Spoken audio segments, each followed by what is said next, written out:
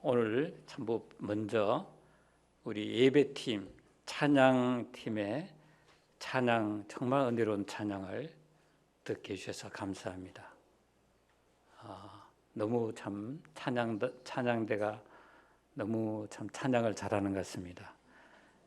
그리고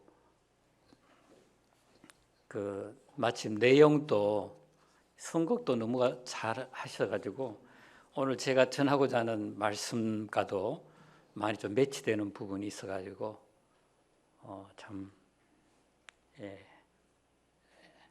하나님께 영광 돌리는 우리 예배팀, 찬양팀에게 감사를 드립니다.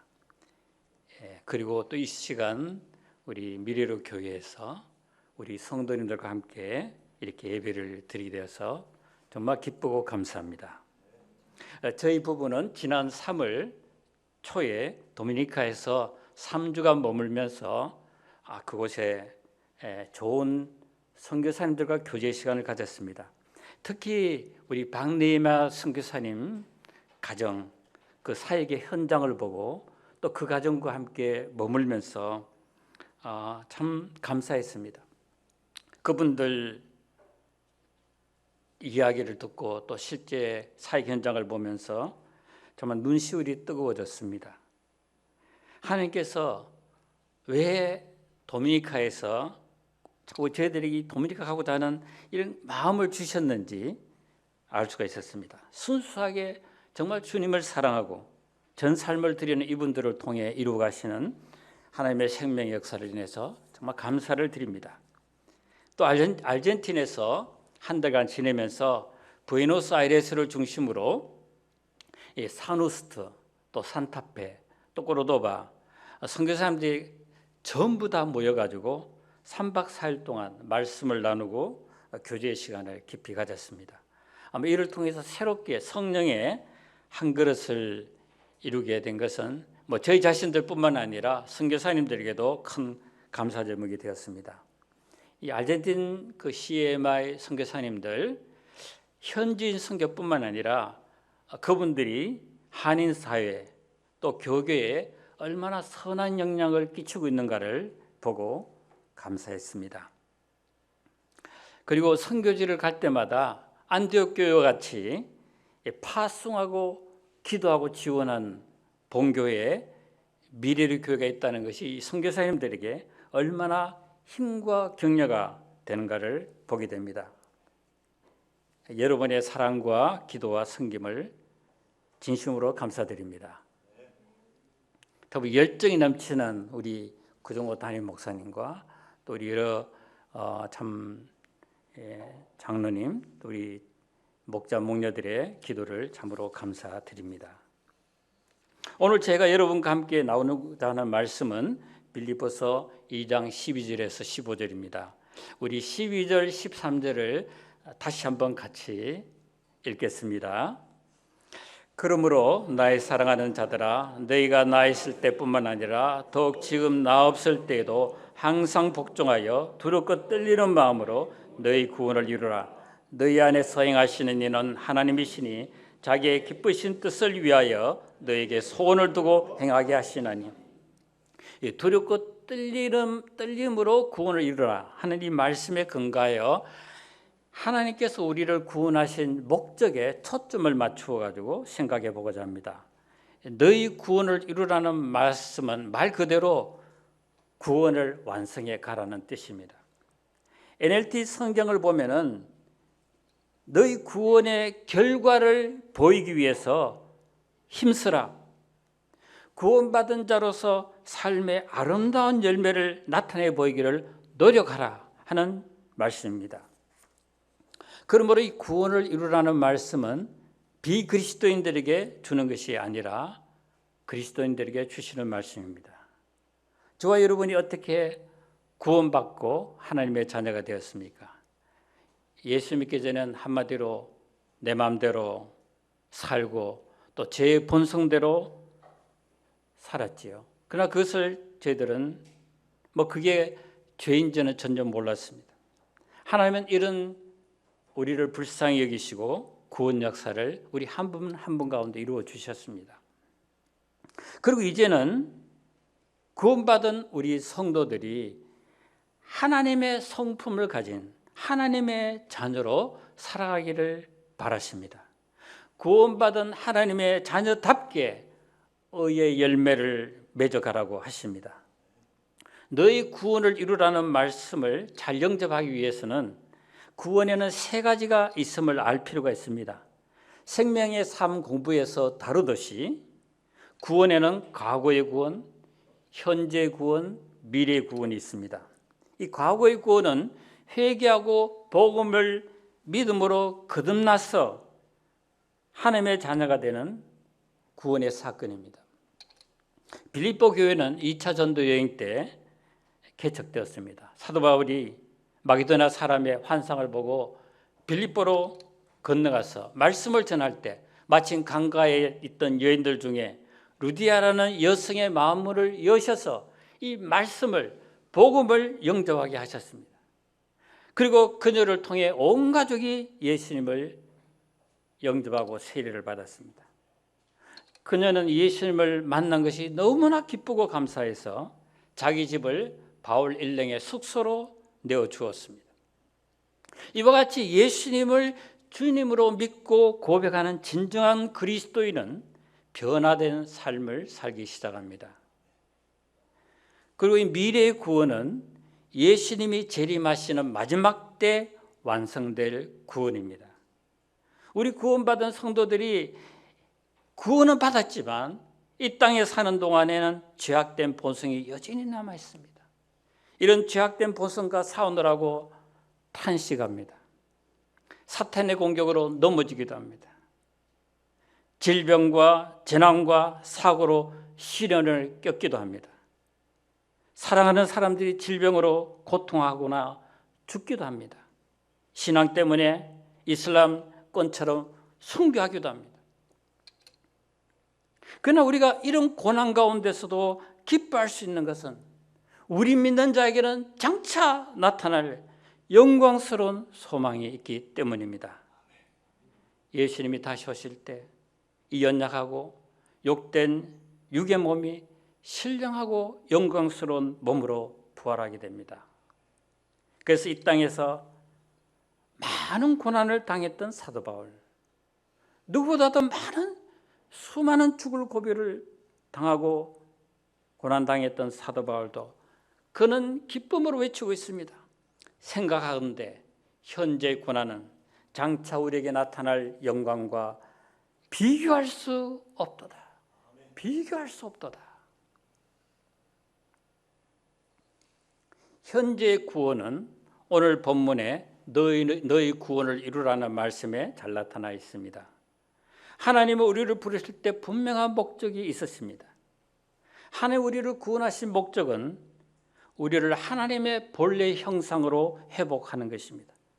그래서 하나님과 친밀한 교제 가운데 살게 하시는 것입니다.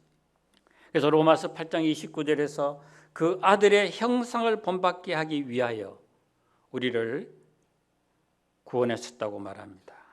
에베소 4장 13절에서도 그리스도의 장성한 분량이 충만한 데까지 자라가라고 말씀합니다. 그리고 구약 성경 출애굽기 19장에서도 이스라엘 백성을 구원해내신 목적이 무엇이라고 합니까? 제사장 나라 거룩한 백성이 되게 하려 하심이라고 말합니다. 여러분은 어떠하십니까? 저는 주님을 닮지 못한 미숙숙한 제 모습 때문에 가슴을 칠 때가 참 많습니다. 주님의 성품과 거룩한 열매를 맺지 못하고 있는 자신의 모습 앞에 회개하며 주님의 긍휼을 구할 때가 너무나 많습니다. 여러분, 오늘 한국 교회의 모습은 어떻습니까? 제자 양성으로 건강한 교회를 세웠던 옥하는 목사님이 2007년 평양 대부흥 100주년 기념 대성회에서 설교하면서 나를 살려 주옵소서, 한국 교회를 살려 주시옵소서 통곡했습니다. 한국 교회가 회개하고 새롭게 되지 않으면 요한계시록 2장에 나오는 3장에 나오는 사대교회처럼 겉은 번들이려 하지만은 살았다는 이름은 있지만 죽은 교회 같다고, 속은 죽은 교회라고 가슴을 찼습니다. 사실 오늘날 교회 다니는 사람이나 다니지 않는 사람이나 별로 차이가 없어지고 있습니다. 똑같이 돈을 사랑하고 어떤 면에서는 교회가 거짓말을 더 많이 합니다. 정치, 경제 비리에 연루된 사람 중에 기독교인들이 얼마나 많습니까? 기독교인의 신뢰도가 조사 결과 땅에 떨어졌습니다. 이 모든 문제의 책임은 무엇보다 목회자들에게 있음을 인정하지 않을 수 없습니다. 목사들의 재정 비리, 성범죄, 교권 다툼, 교회 세습 등으로 하나님의 이름을 욕되게 하는 것, 저도 목사의 한 사람으로서 정말 이런 것을 생각할 때 가슴을 치며 회개하지 않을 수가 없습니다. 왜 이런 비극적인 현상이 나타나는 것입니까? 사도 바울은 그 해답을 12절에서 분명히 말씀하고 있습니다. 우리 다시 한번 12절 본문을 한번 읽어보겠습니다. 그러므로 나의 사랑하는 자들아, 너희가 나 있을 때뿐만 아니라 더욱 지금 나 없을 때도 항상 복종하여 두렵고 떨림으로 너희 구원을 이루라. 여기 보면은 항상 복종하여 두렵고 떨림으로라는 말이 나옵니다. 그리스도를 본받아가는 영적 성장과 변화를 이루기 위해서는 반드시 복종과 두렵고 떨림이 있어야 한다는 것입니다. NLT 성경을 보면은 Obeying God with deep reverence and fear 이렇게 말했습니다. 정말 두렵고 떨림으로 하나님께 복종하는 삶을 살라고 하십니다. 그래야 할 때 하나님을 욕되게 하는 삶을 살 수 없다는 것입니다. 여러분, 순종이 무엇입니까? 믿음과 순종은 동정의 양면과 같습니다. 순종이 없는 믿음은 진짜 믿음이 아닙니다.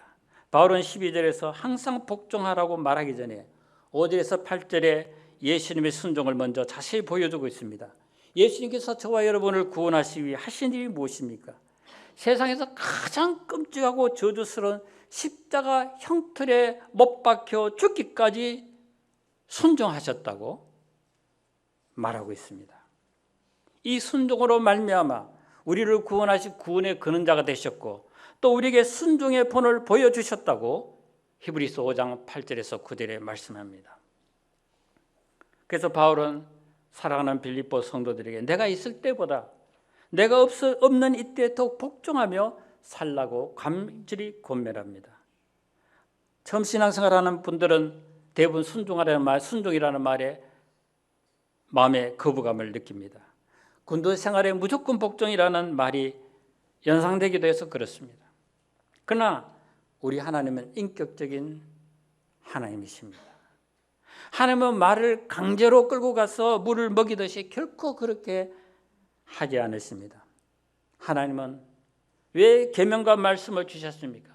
우리가 풍성한 삶을 사고 우리의 유익을 위해서 하나님은 계명과 말씀을 주셨습니다. 그래서 하나님께 순종하며 그 말씀을 따라 살아갈 때 하나님의 선하심과 사랑을 더욱 알아가고 맛보고 하나님이 주시는 기쁨을 경험할 수가 있습니다.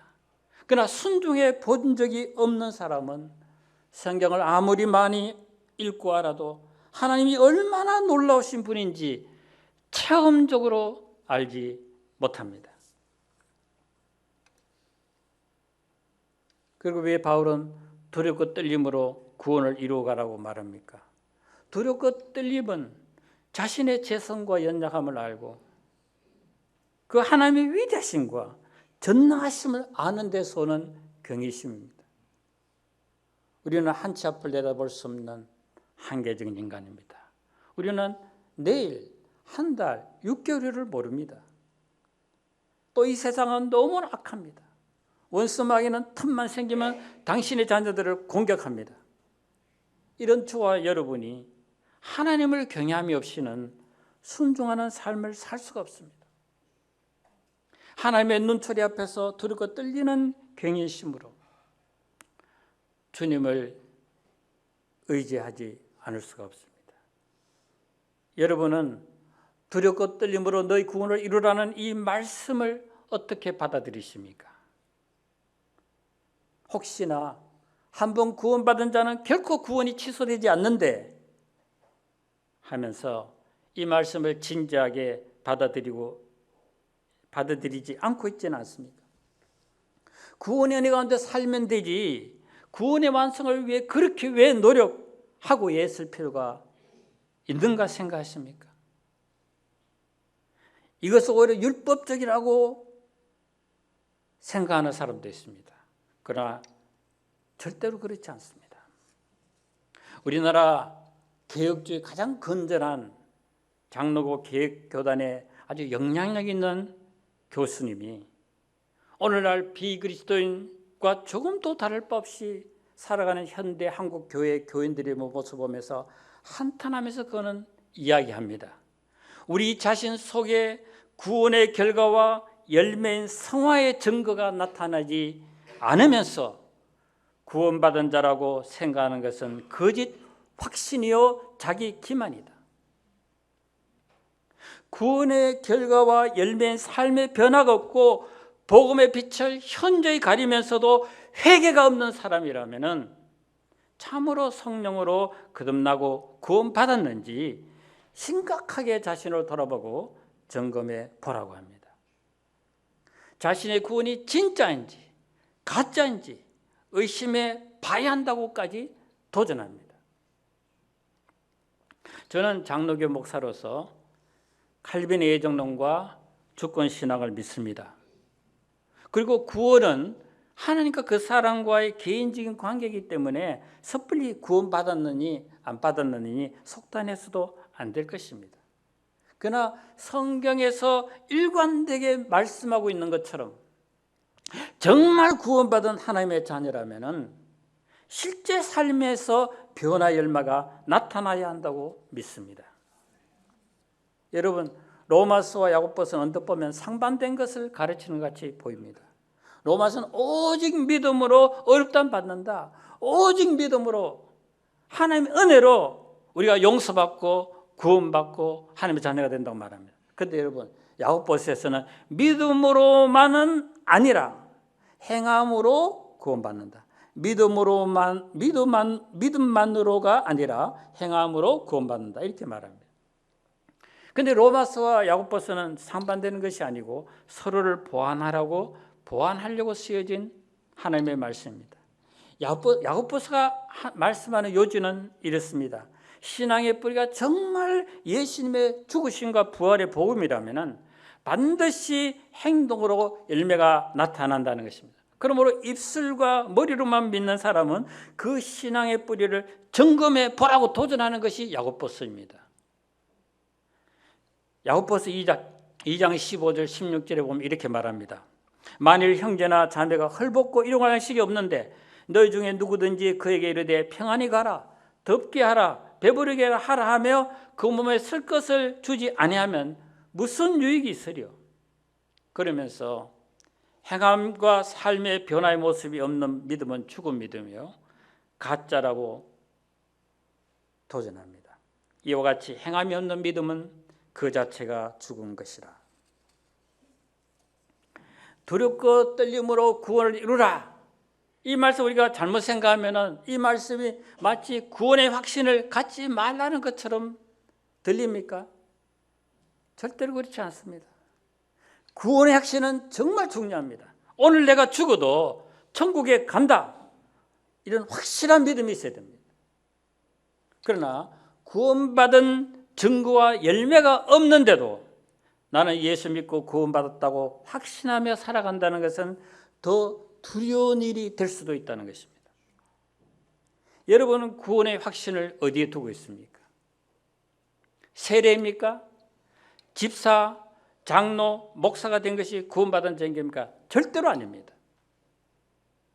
구원을 이루어가는 성품과 삶의 변화와 열매가 나타날 때 그것이 바로 구원받은 자라는 것이 증명되는 것입니다.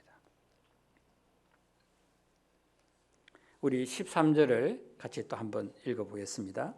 너희 안에서 행하시는 이는 하나님이시니 자기의 기쁘신 뜻을 위하여 너희에게 소원을 두고 행하게 하시나니. 여기 13절 맨 앞에 영어로 보면 for라는 접속사가 있습니다. 우리가 복종하며 두렵고 떨림으로 구원을 이루어갈 수 있는 힘이 어디서 나오는가를 말해줍니다. 너희 안에서 행하시는 이는 하나님이시다 말합니다. 우리 안에 계시는 하나님은 하나님의 영, 성령 하나님이십니다. 또 성경에 보면 우리 안에 계시는 예수님이라고도 말합니다. 다 똑같은 말입니다. 성령 하나님께서 우리 속에 들어와 계셔서 하나님의 기뻐하신 일을 할 수 있도록 우리 속에 성령님이 역사하고 계시다는 사실은 얼마나 놀랍고 감사한 일입니까? 사랑하는 여러분, 성령 하나님이 내 안에 먼저 예수님께서 나의 죄 때문에 죽으시고 부활하신 사실을 믿습니까? 그러면 성령 하나님이 내 안에 들어와 사시는 것을 믿습니까? 그렇다면 여러분, 우리의 삶은 여기서부터 달라질 수 있습니다. 예수님은 부활 승천하시면서 말씀하셨습니다. 볼지어다 내가 세상 끝날까지 항상 너희와 함께 있으리라. 그런데도 너무나 안타깝게도 많은 사람들이 내 안에 오셔서 함께 하시는 그 성령 하나님을 인식하지도 못하고 살아갑니다. 머리로는 알지만 실제 생활에서 내 안에 계시는 그 하나님을 느끼면서 함께 동행하며 그 하나님을 의지하고 교제하며 살고 있지 않습니다. 우리 고린도전서 3장 16절을 한번 같이 읽어보겠습니다. 너희는 너희가 하나님의 성전인 것과 하나님의 성령이 너희 안에 계시는 것을 알지 못하느냐. 잘 아시다시피 고린도 교회는 문제가 많은 교회였습니다. 온갖 은사를 자랑하면서도 근데 실제로 보면은 베드로파, 바울파, 예수파 하고 편을 갈랐습니다. 그리고 음행과 온갖 도덕적인 죄를 지었고 성도들끼리 서로 싸우면서 그것을 세상 법정에 끌고 가서 서로 고소하던 그런 교회였습니다. 너무나 오늘 한국 교회와 닮은 모습입니다. 사도 바울은 이런 그들을 강하게 책망했습니다. 성령이 너희 안에 계신 줄을 알지 못하느냐. 여러 번 책망했습니다. 우리 고린도 후서 13장 5절을 하나 더 찾아서 한번 읽어보겠습니다. 너희는 믿음 안에 있는가 너희 자신을 시험하고 너희 자신을 확정하라. 예수 그리스도께서 너희 안에 계신 줄을 너희가 스스로 알지 못하느냐. 그렇지 않으면 너희는 버림받은 자니라. 하나님께서 우리 안에 오셔서 계심에도 불구하고 삶의 변화가 나타나지 않는다면 그 믿음이 진짜인지 가짜인지 시험하고 점검해 보라는 것입니다.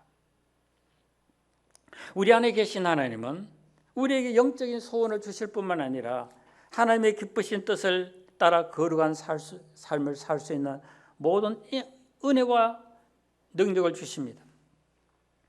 여러분, 우리 자신의 의지와 힘으로는 우리 악하고 이기적인 본성을 도저히 이길 수 없습니다. 그리고 그리스도를 닮은 인격과 성품으로 내 자신을 바꿀 수가 없습니다. 그러나 우리 안에 계시는 성령님께서는 우리가 잘못된 길로 갈 때, 불순종할 때, 하나님의 기뻐하신 뜻과 어긋나게 살 때 우리 속에 성령 근심하십니다. 슬퍼하십니다. 책망하십니다. 그리고 회개하게 하십니다. 이와 같이 성령님은 우리 속에 역사하셔서 그리스도를 닮아가도록 하십니다. 폴 워시라는 복음 설교자는 이렇게 말합니다.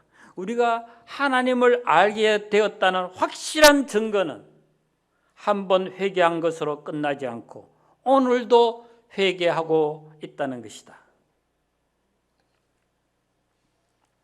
저는 사실 여러 번 이야기한 것도 같은데 저는 전혀 준비되지 못한 상태에서 사역에 뛰어들었습니다. 저의 영적 미성숙으로 인해서 상처받고 답답했을 분들을 생각하면 지금도 참 회개가 됩니다. 저는 성실하시지만 전혀 대화나 소통이 없는 가정에서 성장했습니다. 또 저는 점액질 기질이라서 그런지 소심하게 그냥 혼자 짐작하고 일방적으로 말하고 행동했습니다. 이것이 결혼 생활이나 사역에서도 나타났습니다. 저는 listen to others, 남에게 귀 기울이라, 공책에만 적기까지 했는데 남의 이야기를 경청하고 궁금해하는 것이 제게는 너무나 어려웠습니다. 얼마나 궁금할 줄 몰랐는지 어떤 분은 왼쪽이 가렵다고 하는데 제가 오른쪽을 끌고 준다고 이런 말을 했습니다. 저의 이런 일방적인 스타일 때문에 아내도 많이 힘들어했습니다. 눈을 마주치고 대화할 줄 모르고 그냥 집에 와서 밥만 먹고 나가는 저를 보고 하숙집에 오는 하숙생 같다고 했습니다. 저는 사실 하나님을 쫓아간 것이 아니라 사역을 쫓아갔습니다. 하나님의 일을 한다고 하면서 정작 저 자신은 하나님을 많이 놓치고 살았습니다. 가장 중요한 하나님과의 관계, 하나님과의 친밀한 교제가 없이 그냥 성실하게 자기 진심을 갖고 사역한다고 했습니다. 그 결과 먼저 제가 행복하지 않았습니다.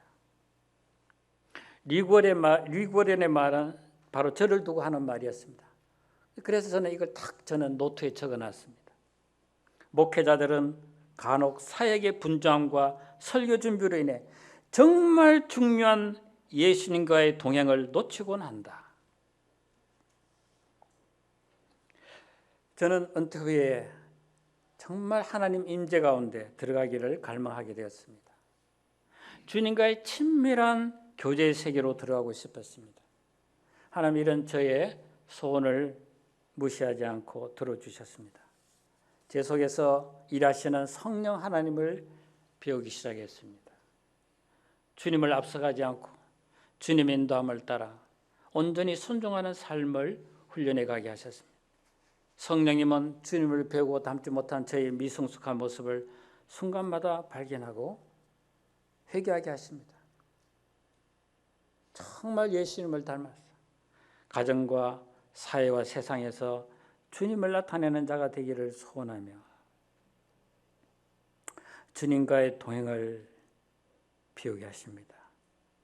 저는 그래서 이 찬송가 400장 내 모든 소원 기도의 제목 예수를 닮기 원합니다. 어때 이 찬송 가사 너무 마음에 깊은 곳에 와닿습니다. 우리 이제 14절을 보겠습니다. 모든 일을 원망과 시비가 없이 하라. 원망과 시비는 사람들이 모이는 곳마다 일어납니다. 원망, 불평, 다툼이 일어납니다. 그래서 우리는 원망과 시비는 어쩔 수 없는 일이다. 모이면 일어나니까 그렇게 가볍게 여기기 쉽습니다. 그런데 여러분 성경에서는 원망과 시비를 매우 큰 죄로 이야기합니다. 여러분 이스라엘 백성이 약속의 땅에 들어가지 못하고 광야에 다 엎드려져 버린 것은 바로 원망하는 죄 때문이라고 성경에서 고린도전서 10장 10절에서 말하고 있습니다. 여러분 우리 영적 생활하면서 원망이 얼마나 큰 죄인가를 깨달을 때 우리의 신앙이 한 단계 변화가 찾아옵니다. 여러분 원망은 믿음의 나무를 깔아먹고 죽이는 무서운 벌레와 같습니다. 정반대로 감사는 믿음의 나무가 건강하게 자라게 하는 촉진제와 같습니다. 얼마나 감사가 우리를 행복하게 하는지 모릅니다. 여러분 중에 겉으로 문제없는 척하지만은 속으로 다른 사람을 원망하고 판단하지는 않습니까?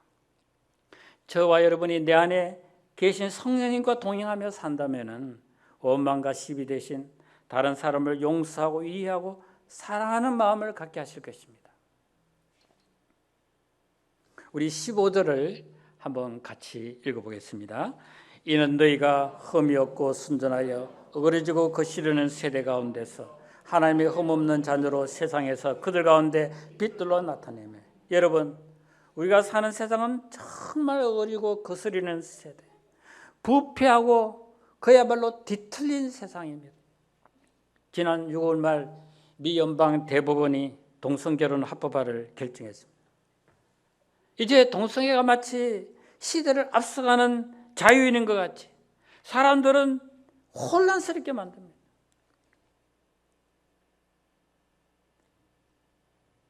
이제 미국에서는 동성결혼 합법화로 인해 가지고 초등학교 이제 5학년 되면 이제 이 성교육을 하는데, 이제 이성 간의 성교육뿐만 아니라 동성 간의 성교육을 가르친다고 합니다. 여러분, 동성 간의 성이 어떤 겁니까? 무섭게 타락하는 이런 세상에서 우리가 어떻게 순결하고 거룩한 하나님의 자녀로서 이 어두운 세상을 비추는 삶을 살 수 있을까요? 우리는 초대교회 성도들에게서 그 비결을 배울 수가 있습니다. 1세기 로마가 망한 것은 무너진 도덕성은, 특히 성적 타락이 극에 달했기 때문이라고 역사가들은 다 말합니다. 그런데 그 음란하고 왜곡된 뒤틀린 세상 가운데서 초대교회 성도들은 구별된 삶을 살았습니다. 로마교회 성도들 중 권력과 집안의 노예들이 많았습니다. 의식 있는 로마 지식인들은 도덕적으로 반듯하게 살고 진실하게 사는 크리스찬 여자 노예들의 높은 도덕성과 그 인격에 감동을 받게 됐습니다. 그래서 극에 달한 그 성적 문란의 그런 현실 가운데서 의식 있는 사람들은 순결한 그리스도인 처녀들을, 비록 노예지만 망나니 같은 자기 아들과 결혼시키는 일들이 적지 않게 일어났습니다. 그래서 점점 이제 고위층 로마인들 가운데 기독교인이 생기게 되었습니다. 4세기 경에는 로마 시민의 절반 정도가 기독교인이 되었다고 합니다. 결국 AD 313년에 권력 투쟁을 벌이고 있던 콘스탄틴 대제가 그리스도인들을 자기 편으로 끌어들이기 위해서 기독교를 공인하게 됐습니다. 여러분, 이것은 우리에게 무엇을 말해줍니까? 아무리 세상이 타락하고 하나님의 진리를 거스리는 세대일지라도 나 한 사람이 구별된 삶을 살 때 얼마나 놀라운 영향력을 발휘하는지를 말해줍니다. 하나님을 경외하며 예수님을 주인으로 모시고 사는 경건하고 행복한 기독교 가정의 그 영향력이 얼마나 큰가를 알 수 있습니다. 우리 자녀들이 하나님을 경외하며 건강하고 아름답게 자라가는 모습을 보여줄 때 자녀 문제로 고민하는 이 세상 사람들에게 그리스도를 나타내 보여주는 길이 될 것입니다. 입술로의 전도도 중요하지만 삶으로 보여주는 전도만큼 힘이 있는 것이 없습니다.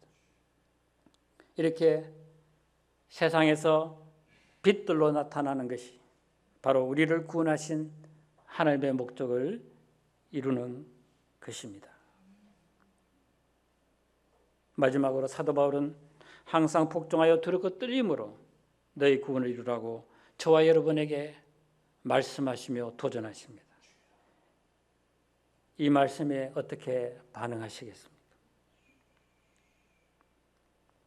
내 안에 계시는 성령 하나님과 동행하면서 하나님의 기쁘신 뜻을 따라 더욱 예수님을 닮아가는 나 한 사람, 작은 예수가 되지 않으시겠습니까?